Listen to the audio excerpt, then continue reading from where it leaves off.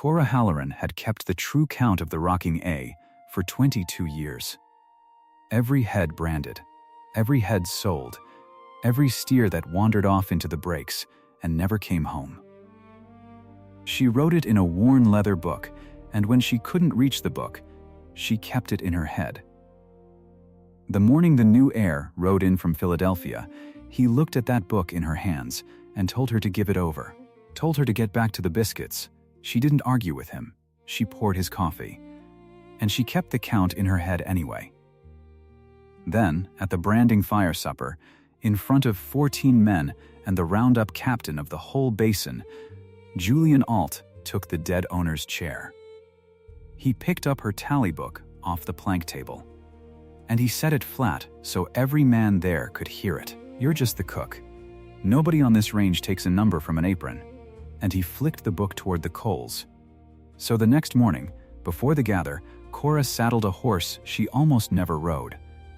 She pointed it toward Ford Harker's wagon out at the edge of the roundup ground, and she asked him the one question she had never once dared to ask in 22 years. "If anyone ever told you that you'd be nothing without them, this story is for you. Before we ride on, do me a small thing. If you want to see how this one ends, subscribe and stay right here with me. And leave me a comment telling me what city you're watching from tonight.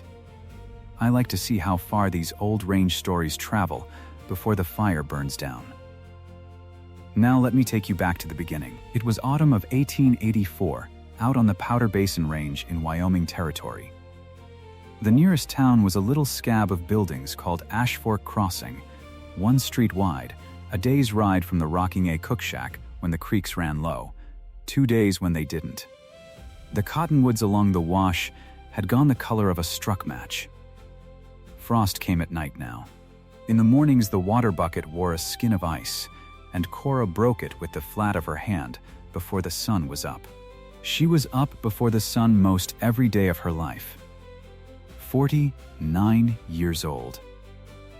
Wide through the shoulders from lifting Dutch ovens off coals for half her time on Earth. Her hands were the hands of a woman who worked, steady, scarred across the knuckles where the fire had reached for her and missed. She wore her hair pulled back plain and her apron white when the day started and gray by the time it ended.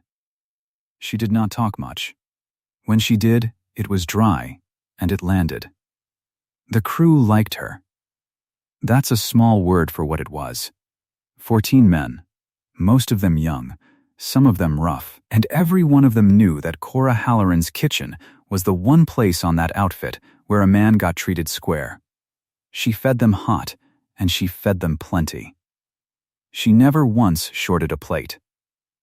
If a boy came in shaking with cold off a night watch, she had coffee poured before he got his hat off, and she didn't make him say thank you for it. They respected her.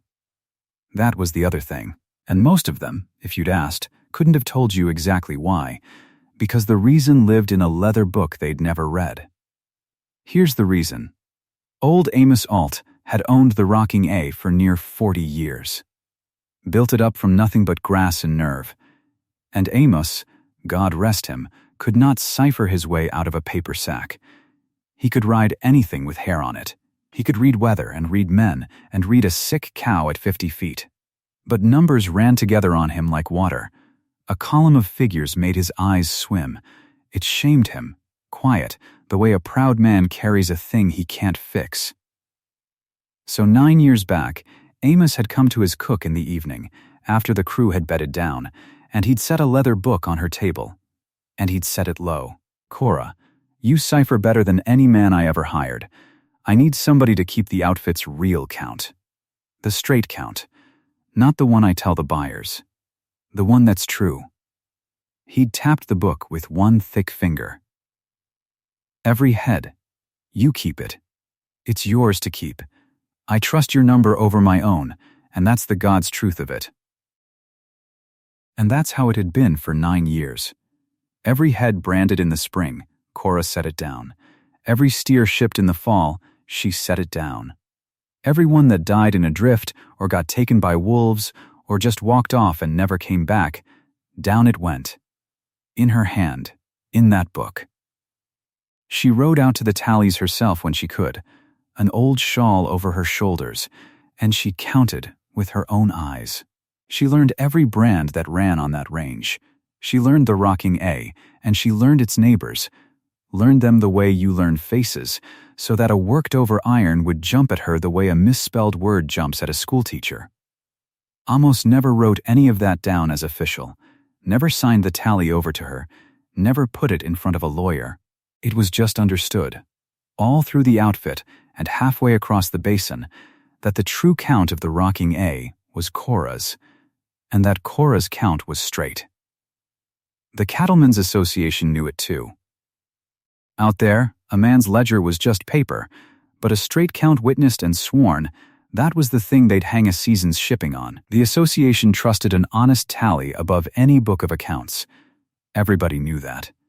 Nobody thought about it. It was just how the range ran, like the wind ran, and you don't sign papers with the wind. Amos had been 3 months in the ground now. Fever took him fast in the summer. They buried him on the rise above the home creek, and the whole crew stood with their hats off, and Cora stood at the back and didn't cry where anyone could see it. She'd known him longer than most of those boys had been alive. The youngest of them was Wes Cade. 19 years old, all elbows and earnestness, a wrangler with a good soft hand for horses and a way of watching a thing until he understood it. Wes had been 3 seasons on the rocking A, and in those 3 seasons, Wes had watched something that had quietly changed the shape of how he saw the world. He'd watched Cora's count come true. The first fall, he'd heard some of the older hands laughing about it, gentle, the way men do, the cook and her book.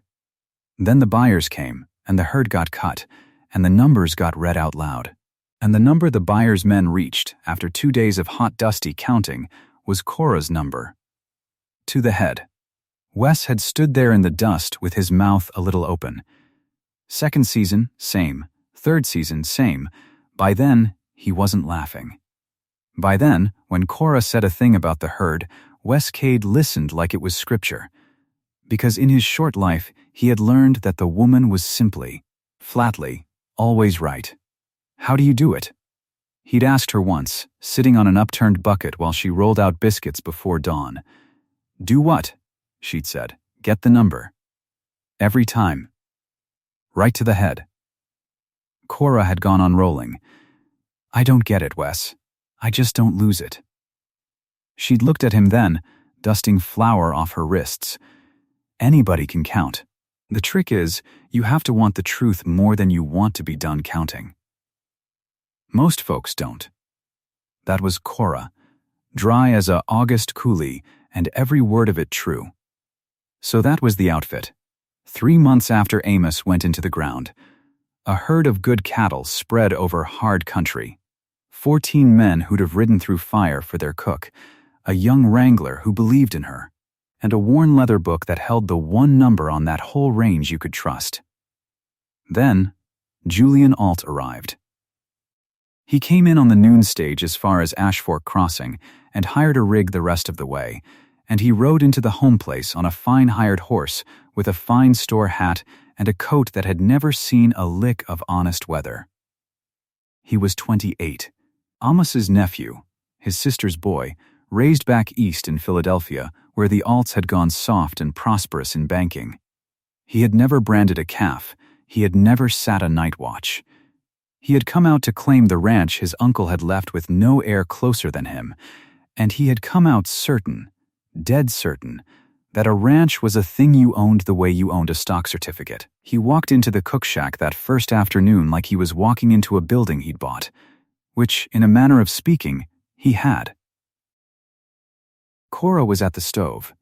She had a supper going for a crew that would come in hungry off the fall gather. The room smelled of beef and onions and wood smoke and coffee, and the light came slanting gold through the one greased paper window, and it was, though she'd never have said such a word, a place she loved. Julian looked around at once. Quick. The way you'd price a thing. You're the cook, he said. Not a question. I'm Cora Halloran. She wiped her hands. You'll be Amos's nephew. I'm the owner of the Rocking A. He said it the way a man says a word he's been practicing. Then his eye caught the leather book. It sat where it always sat, on the shelf by the window, close to her hand. Julian crossed the room and picked it up without asking, and he thumbed it open, and Cora watched him and said nothing while he did it. She saw his face change. He'd expected recipes, maybe, a cook's scribbles. What he found was columns, dates, brands, head counts, running back years, in a clean, firm hand. A whole herd accounted for in the cook's book. "What is this?" he said. "The count." Cora took a lid off a pot, put it back. "The outfit's true count. Amos had me keep it. 9 years now. Had you keep it." Julian turned a page. A cook. That's right. He shut the book. He held it a moment, and she could see him deciding something behind his eyes, and what he decided was that this was wrong. That there was something not proper in it, that a ranch's numbers, his numbers now, could not possibly be trusted to a woman in an apron at a cook stove, and that a man of sense would set it right at once. "I'll take this," he said. "It's ranch property. Company records belong with the owner, not the—" he gestured at the room, the stove, the flour, all of it. "Not out here. You'll hand over anything else you've got like it, and you'll stick to the kitchen. That's what you're for. I'll not have my herd's numbers kept in a stew pot." He said it not cruel exactly. Cruel would have meant he saw her. He said it the way you'd move a chair that was in your way. That was worse, though Cora didn't tell him so. She looked at the book in his soft hand. 9 years of true counting. Amos's trust, set down page by page in the cold before dawn. "Go on and take it," she said, even and calm. "It's just a book." Because she knew a thing Julian Ault did not know. The book was a comfort and a record. But the count didn't live in the book. The count lived in her. It always had. You could burn every page of that leather and she'd still be able to tell you, to the head, what ran on the powder basin under the rocking A iron, because she carried it the way she carried her own name. Julian took the book. He tucked it under his arm like a thing he'd won, and he told her supper had best be on time, and he walked back out into the gold afternoon to go be the owner of something. Cora watched the door swing shut. Then she turned back to her stove, and she stirred her pot, and under her breath, out of long habit and cold spite, she counted. 1,240 head branded that spring, 61 shipped early to the fort, 19 strayed or dead. She had them all. She always had them all. That was the first time. Small, private, just the two of them and a stove between. The second time had a witness. The man Julian kept on to run the range was the foreman Amos had hired 2 years back, a heavy, slow-talking hand named Dutch Verlander. Dutch was 44, broad as a barn door, with pale eyes that didn't move much, and a way of sitting a horse like he'd grown out of the saddle. Amos had never fully warmed to him, but Amos had been sick a good while, and Dutch had been steady, and steady counts for a lot when a man is dying. What Amos never knew, what nobody on that outfit knew but one, was that Dutch Verlander had been robbing the rocking A blind for the better part of a year. He did it the old way, the quiet way. He drove strays. When a bunch of rocking A cattle drifted toward the breaks along the north line, Dutch didn't bring them home. He pushed them a little further, over onto range where a man he knew would hold them, and later those cattle got sold off far from home with their brands worked over. A rocking A run into something else with a cinch ring and a hot iron and a steady hand. A few head here, a dozen there. Never enough at once to make a stir. Just a slow bleed off the north end of the herd, month after month, while Amos lay dying, and after Amos was dead. Dutch had counted on one thing above all to keep it quiet. He'd counted on the fact that nobody on that outfit could really read a herd. Nobody, he figured, kept a true enough count to feel the loss. He was wrong about that, and the size of how wrong he was would come for him before the leaves were all down. But he didn't know it yet. And when Julian Ault rode in green and proud and hungry to be told he was a cattleman, Dutch saw exactly what he was. And Dutch smiled to himself. slow, and knew his season had just gotten easier. Because now there'd be a fresh ledger. A real one. An owner's book. A few days after Julian took Cora's tally, he had Dutch sit down with him of an evening and start the count over proper. Julian bought a new ledger in Ashfork, fine leather, gilt on the spine, a book that looked like money. And Dutch fed him numbers. Dutch gave him a count of the herd that was fat and round and higher than the truth by a good margin, high enough to hide everything he'd stolen, because a herd that never existed can't come up missing. Cora came in on the tail of it. She'd brought coffee to the office room where Amos used to sit, out of habit, because a body doesn't stop bringing coffee just because the world's gone wrong. Julian was at the desk with his gilt ledger. Dutch stood by the window with his hat in his hands. And Julian was reading a number aloud, satisfied, and Cora heard it. And it was wrong. It was too high. By a lot. By near 300 head too high. She stopped in the doorway with the coffee. She knew the true number the way she knew her own heartbeat. And the number Dutch had just given the new owner was a lie you could drive a wagon through. "That counts off," she said. Quiet, just a fact set down. Both men looked at her. "The spring branding made 1,240, Cora said. "Less what shipped to the fort, less the strays and the dead. You're carrying it near 300 over. There's not that many head wearing this iron. Not close." Dutch's pale eyes came around to her, and something moved behind them, quick, and was gone. But she saw it, 22 years of reading men across a plank table, and she saw it. He was afraid. For just that half a second, the big, slow foreman was afraid of the cook. Then Julian laughed. Not a big laugh, a small East Coast laugh, the kind you use on a fool who's spoken out of turn. "Mrs. Halloran," he said, though she'd never married, "Mr. Verlander here has ridden this range every day for 2 years. He has counted the herd himself, on horseback, as a stockman does." "You've counted it. How?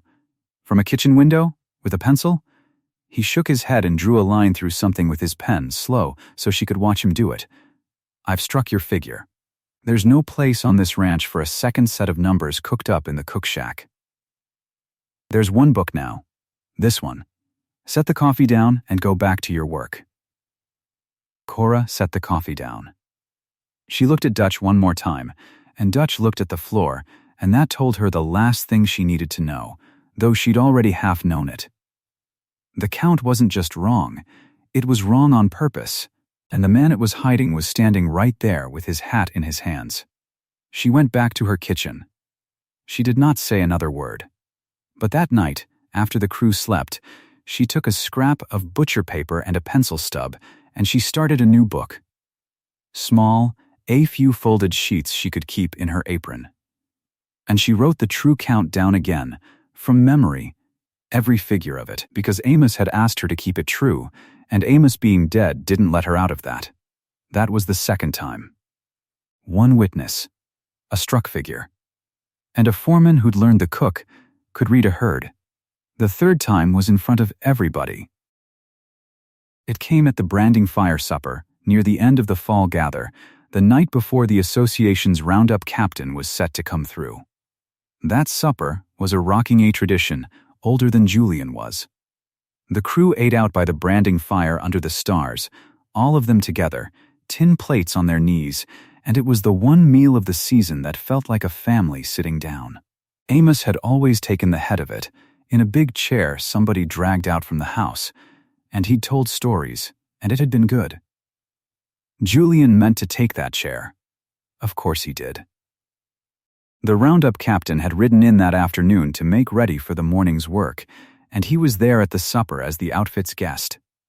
His name was Ford Harker, 56 years old, president of the Powder Basin Cattlemen's Association, which out on that range was as close to law as anything got. Harker was lean and gray and quiet, with a face like a cliff and eyes that missed nothing, and he had counted more cattle in his life than most men had ever seen. He was fair. He was famously, bone-dry, unsentimentally fair. He didn't care whose herd it was. He cared that a brand shipped its honest number and not one head more. That was the whole of Ford Harker's religion, and the Basin ran on it. So there they were. 14 crewmen. The captain of the association, the fire snapping and the beef going around and the stars coming out cold and thick over the powder basin. Cora moved among them with the coffee pot, the way she'd done 1,000 nights, filling cups, and Westcade sat cross-legged near the fire with his plate, and it should have been a good night. Julian had had some whiskey. Not fall down, but enough. Enough to feel like the owner of something in front of a man he badly wanted to impress. And somewhere in the talk it came out, the way things come out at a fire, that the cook kept the herd's numbers. One of the older hands said it. Easy, proud even, not knowing there was a wound there now. Said something like, "Well, you'd have to ask Cora. She's got the count." And Harker, mildly, turned his gray head and looked at Cora with a flicker of real interest, because a straight count was the thing he cared about above all else on this earth, and here was somebody who kept one, and Julian felt that look land in the wrong place. He felt the captain of the association, the man whose good word could make or break how the Rocking A shipped, turn toward the cook. And something small and mean and frightened in Julian Ault could not stand it. He set down his cup. He reached over. Cora's little apron book had slid out, and she'd set it on the plank while she poured. Just for a moment, and Julian picked it up and held it out toward the fire so all of them could see it. This scrap of a thing, folded butcher paper in a woman's hand. "You see this," he said, and his voice had gone loud and thin. "This is what I mean. This is the trouble with a soft-run outfit. Everybody's got an opinion. The cook's out here keeping her own private count of my herd like it means something." He gave a laugh and looked to Harker to share it, and Harker's face did not move at all. "Captain, I'll tell you how it is on the Rocking A now. There's one book. It's mine. And this," he shook the folded paper, "this is kitchen scribble." He looked at Cora then, full at her, across the fire, in front of every man she'd fed for 22 years. "You're just the cook," Julian Ault said. "Nobody on this range takes a number from an apron." And he flicked the little book into the fire. It was quiet. The kind of quiet that has a shape to it. The fire popped. Somewhere out in the dark, a horse shifted and blew. 14 men sat with their plates on their knees, and not one of them was chewing. Ford Harker sat still as the cliff he resembled, and his gray eyes went from the fire to Julian and back, and he filed the whole thing away behind that stone face, and said not one word, because it wasn't his outfit to run. Cora stood with the coffee pot in her hand. She looked at the fire where her folded paper had already caught and curled and gone to flame. 22 years, 9 of them keeping Amos's trust, and she did not flinch, and she did not weep, and she did not say a single word back to him, because she had learned a long time ago, in a hard school, that a woman's answer thrown back hot only ever proves the man right in front of the men. So she was silent. But Westcade wasn't much for silence yet. 19 years old and his whole heart on his sleeve. Wes came up off the ground and reached into the fire's edge, quick before it fully took, and pulled the little folded book out of the coals with 2 fingers and slapped the burn out against his own leg. He stood there with it, scorched along one edge, holding it like something that mattered. And he looked at Julian, and his young face was white with a feeling he didn't have the words for yet. "It comes true," Wes said. His voice shook and he pushed on through it. "Her count. Every fall. It comes true to the head, mister. I've seen it 3 years running." He looked at Harker, appealing, a boy asking a grown man to see what he saw. "It comes true." Julian's face went dark, but Ford Harker held up one weathered hand, just slightly, and the boy went quiet, and the moment banked itself. Harker looked at the scorched paper in Wes's hand a long, level moment. He looked at Cora, still standing there steady with her coffee pot. He looked at Julian last, and whatever he thought, He kept behind the cliff of his face. Roundups at first light was all Fort Harker said, and he got up and walked off toward his wagon in the dark, and the supper was over. That was the third time. 14 witnesses and the captain of the association. The tally book in the fire. The account, you might say, was opened. And it would have to be settled. Cora took the scorched book back from Wes, gentle, and thanked him with a look and not with words. And she banked her cook fire, and she went to her cot in the little room off the kitchen, and she lay there in the dark for a long time, with the smell of burned paper on her hands. And she did not sleep, and she did not cry, and somewhere along about the middle of that cold night, the hurt in her turned over quiet and became something else. It became a decision. Though she didn't have all its shape yet. Because here is what Cora had that Julian didn't know she had. Julian thought he'd burned her count. He'd burned a scrap of paper. The count was in her, whole, unharmed, and lying awake that night, turning it over, she saw something in it she'd been too hurt to see clear before. She thought about Julian's gilt ledger and its fat, round, false number, 300 head too high, and she thought about the way Dutch Verlander's pale eyes had jumped when she said the count was off. And these two things, which she'd been carrying as separate weights, slid together in the dark and made a single terrible shape. The ledger was padded high, and a high count hides missing cattle, not extra ones. You don't pad a book to add cattle you have.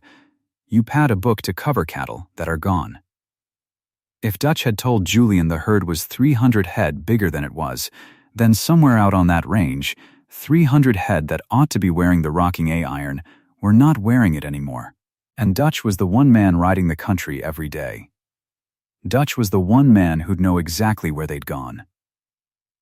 Because Dutch was the one who'd sent them. The shortfall was real. And it was still growing.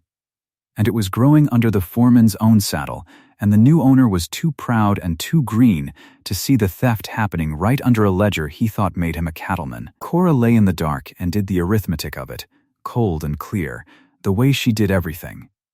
She didn't have proof. She had a count in her head and a hunch with teeth.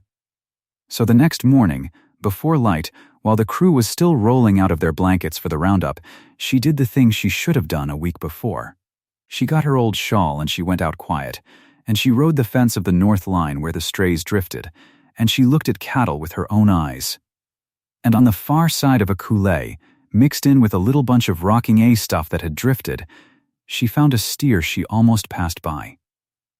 It wore a brand that wasn't the rocking A. It wore a lazy-looking iron she didn't know, a mark she couldn't have named on any outfit in the Basin.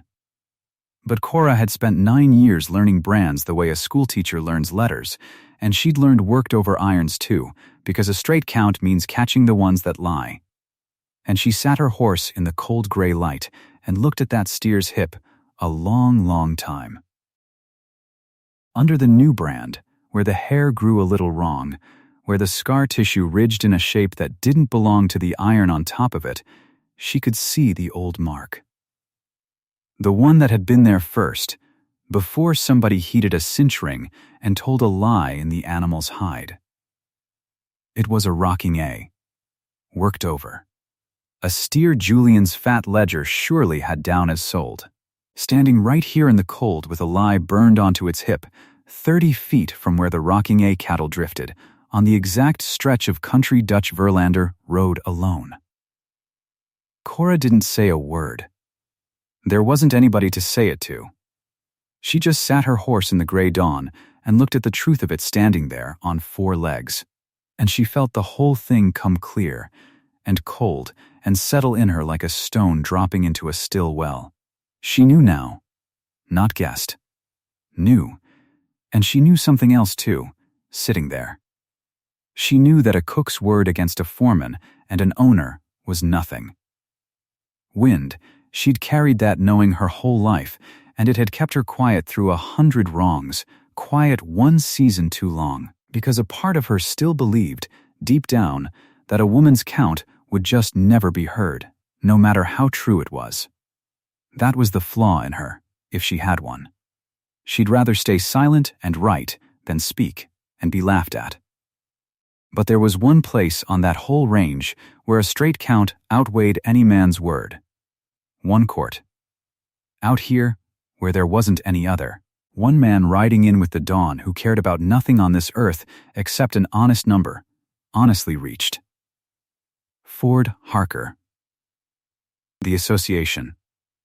The roundup captain camped right now not 2 miles off, waiting for first light to open the gather. Cora Halloran turned her horse's head. The sun was just breaking over the powder basin, gold on the frost, and the cattle were beginning to bawl on every side as the crew pushed them toward the roundup ground, and the great dusty business of the season was starting. She rode toward Ford Harker's wagon with a scorched leather book in her apron and the true count of the whole outfit locked safe behind her eyes. She had never once, in 22 years, dared to walk up to a man like that and ask to be counted equal. She was going to do it now. She reined up at the edge of his camp as Harker was drinking his first coffee by his own small fire, and he looked up at her, gray and quiet and missing nothing, and he waited. And Cora sat her horse a moment, gathering the words she'd carried unspoken for 22 years. And then she opened her mouth to ask him the one question she had never dared ask. "Mr. Harker," she said, "I've kept the true count of the Rocking A for 22 years. 9 of those, Amos had me keep it in a book. Every head. Branded, sold, strayed, dead." She reached into her apron and brought out the scorched leather book, the edges black where the fire had eaten at them. "This is that count. I'm asking you to hear it." Harker didn't reach for the book. He drank his coffee. He looked at her the way he looked at weather, reading what was coming. "A cook's book," he said, not unkind, just naming the thing. "Amos's book," she said. "He never signed it over. It was understood. The count was mine to keep true, and I kept it. And the ledger up at the house? Padded, near 300 head too high. To cover cattle already gone off this range under a running iron." That got him. His eyes went flat and still. A man doesn't hold the president's chair of a cattlemen's association 40 years without knowing what the word running iron costs to say out loud. "That's a hanging word, Cora. I know what it is." "You accusing your foreman? Your owner?" "I'm accusing a number." She held the book out flatter, steadier. "I'm not asking you to take my word over any man's. I'd never ask that.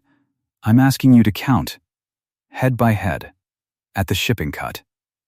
My book against the house ledger, against the living cattle standing on the ground. Let the cattle settle it.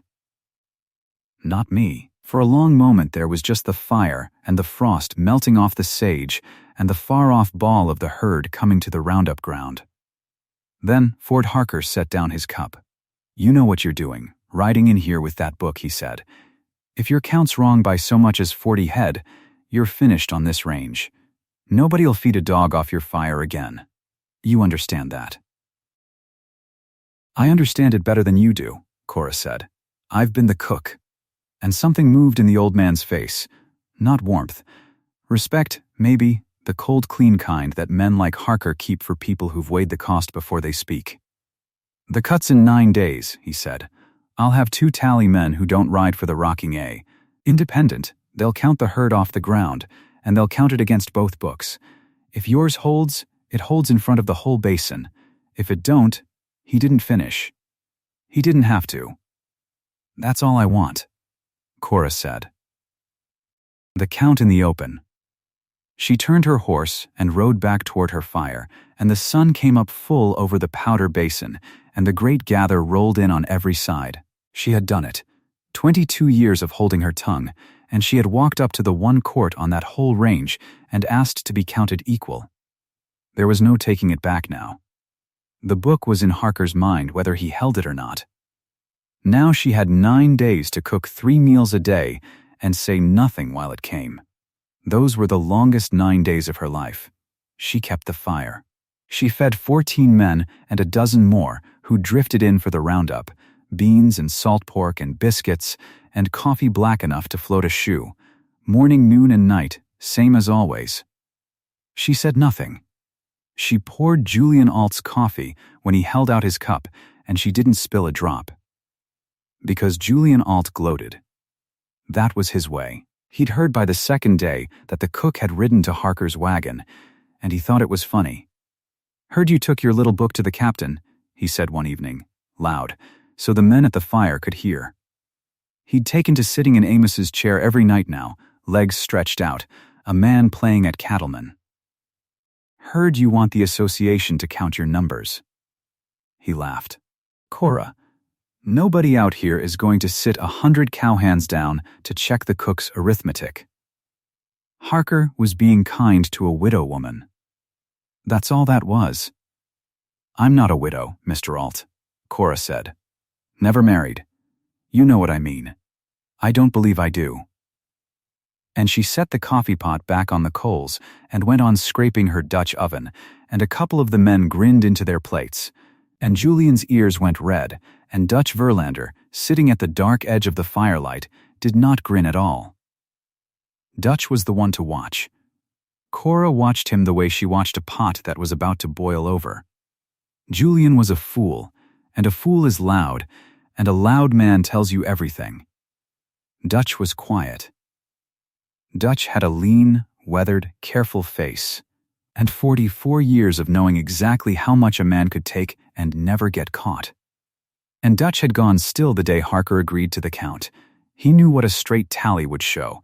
He knew better than anyone, because he was the one who'd cut the strays out and run the iron over the brands and driven them off north to whoever bought cattle with no questions asked. On the 6th day, Wes Cade came to her fire after dark.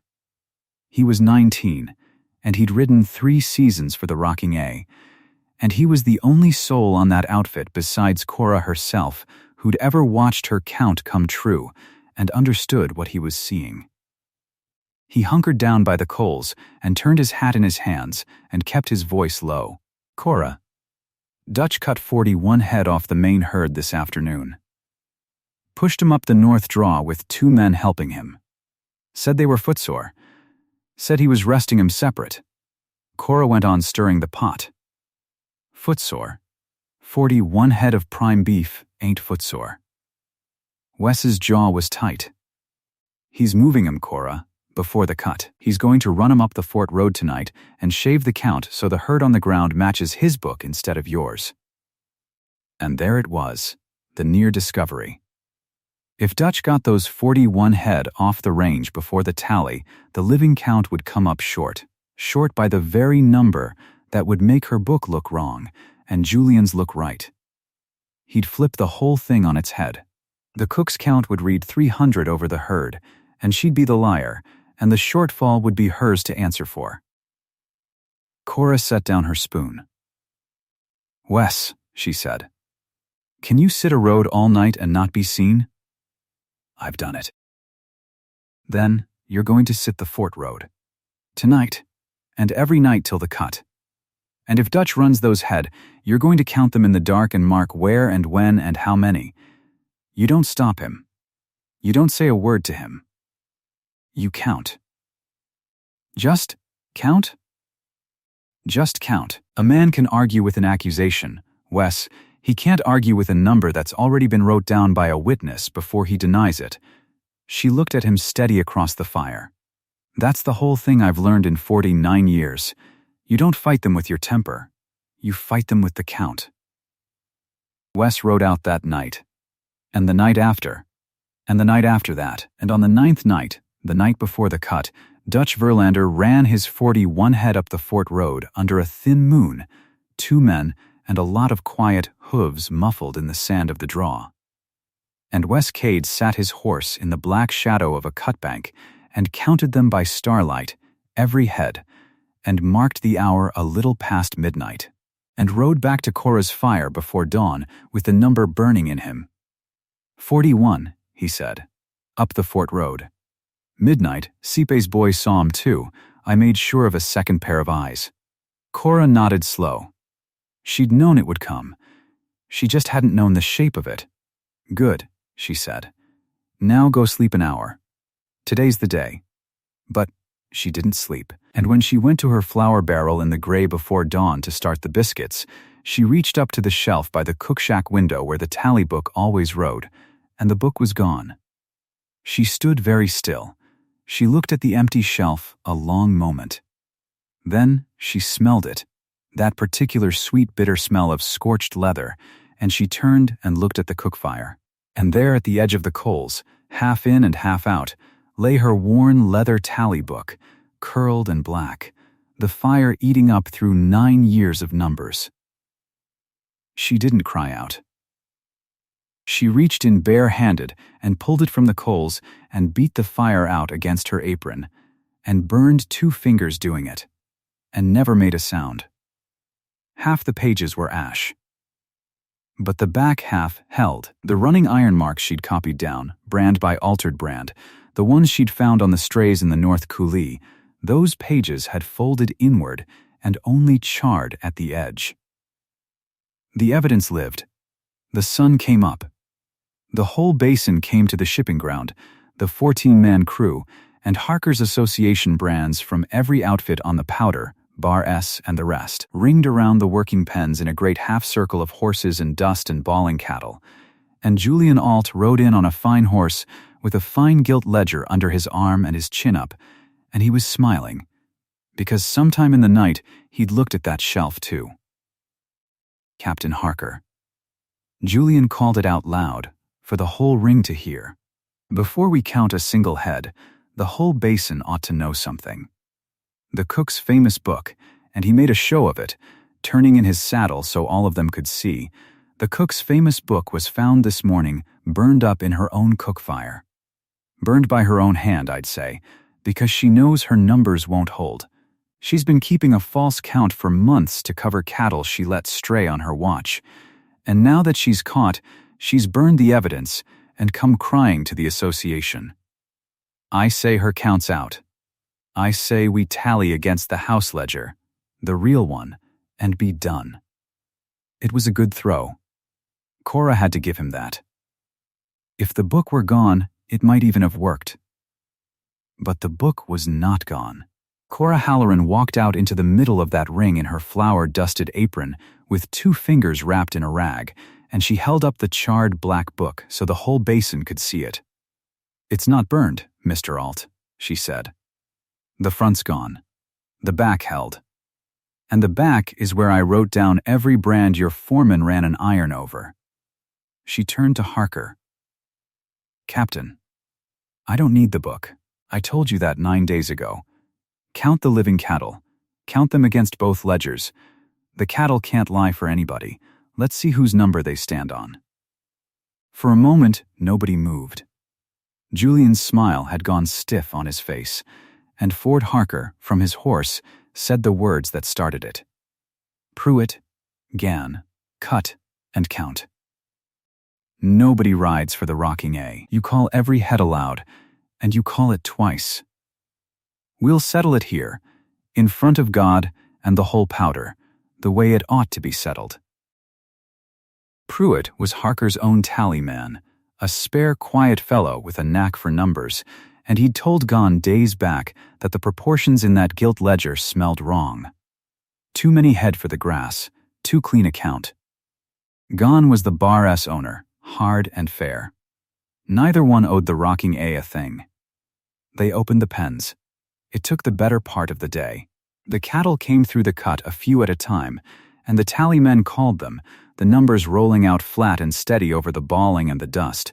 Tally 1, tally 2, and the crew pushed and held, and the whole Basin sat their horses in a ring and watched, hour after hour. And nobody left. Because everybody there had grown up on the one thing that mattered out here. A count is a count. When the cattle themselves are walking past your eyes one at a time, there's no ledger on earth can argue with them. Cora stood by the pen and said nothing. She'd said all she had to say 9 days ago. Now she just watched the cattle walk.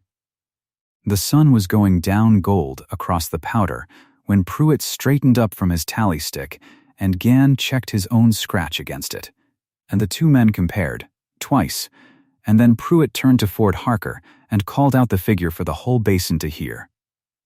1,241 head, captain, living, branded, on the ground. 1,241, and we counted it 2 ways. A murmur went through the ring of horses. Harker took Cora's chart book.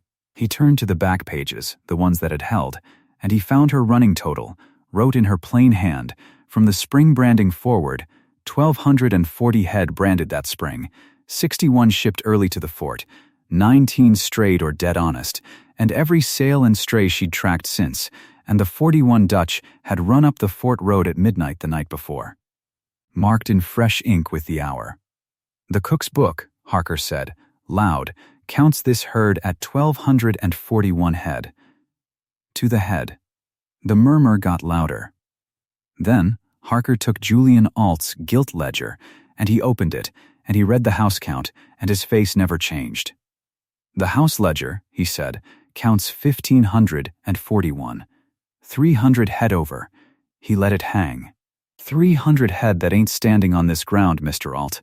300 head your ledger swears you own. Where are they? Julian's mouth opened. Nothing came out of it. They're gone off the range, Cora said quietly. Sold under a running iron. And I can show you the brands. And now the second thing came apart.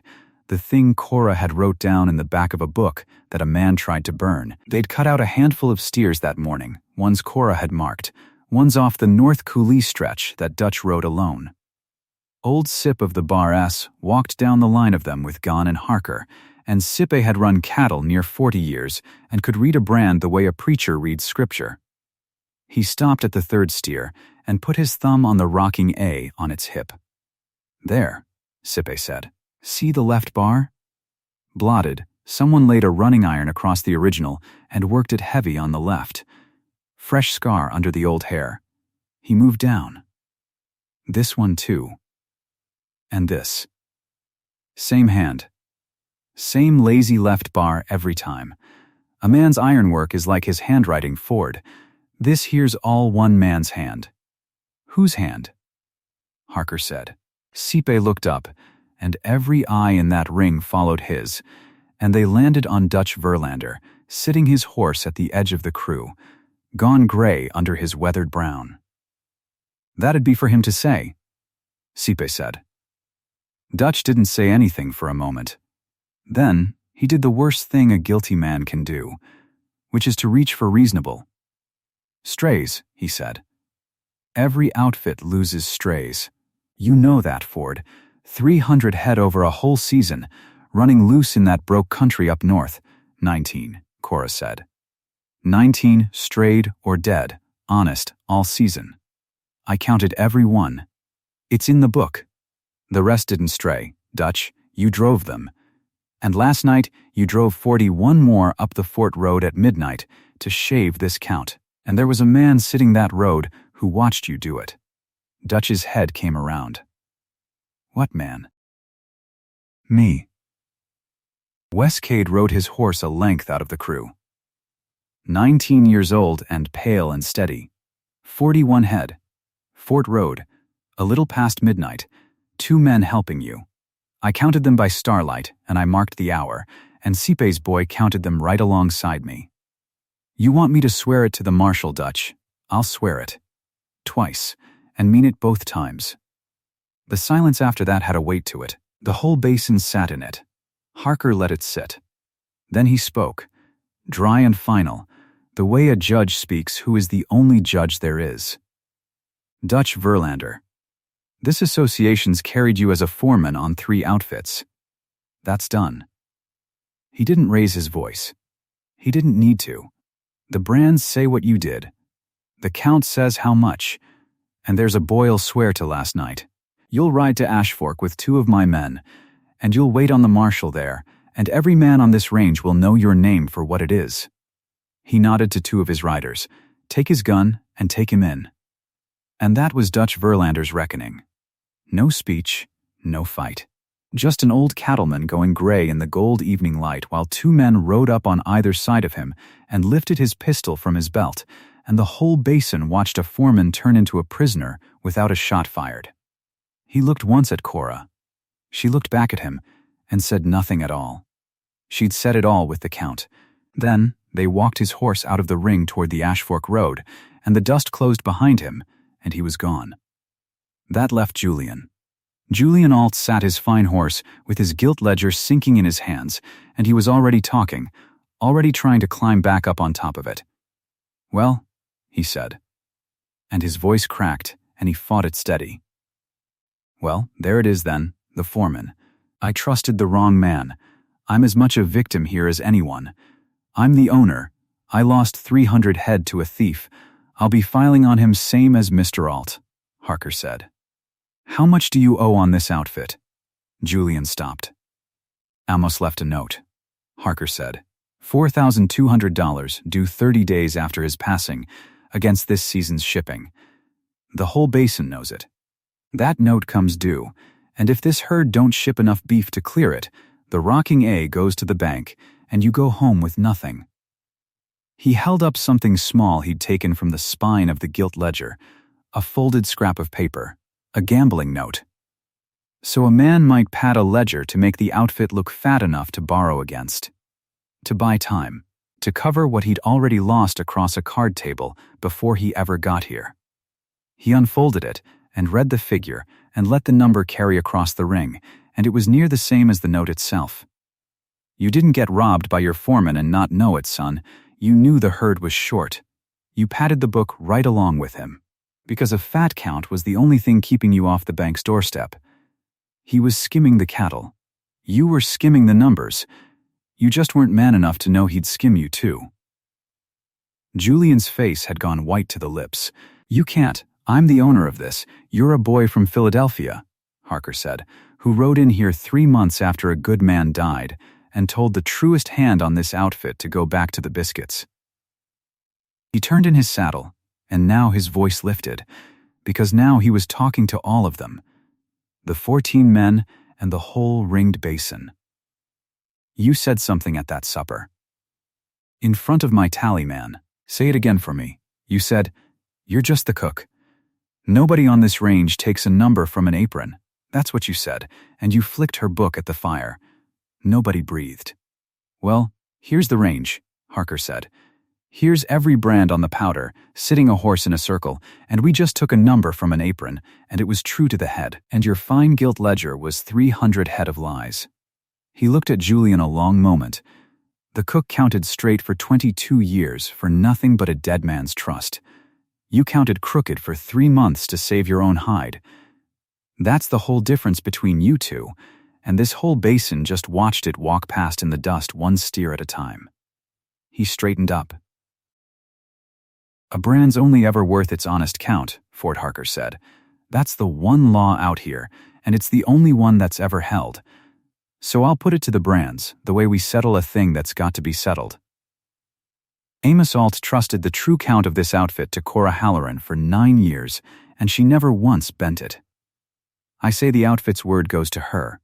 I say she keeps the Rocking A's count, official for this association, and any man ships a Rocking A head, he ships it on her number. He raised his own hand. "Every man that says the count belongs to Cora Halloran, put your hand up and let her see it." For one held breath, nothing happened. Then Pruitt's hand went up first. Pruitt, who'd smelled the wrong proportions in the ledger before anyone, then Gans. Then old Sipe's. Then Westcade's, high and hard.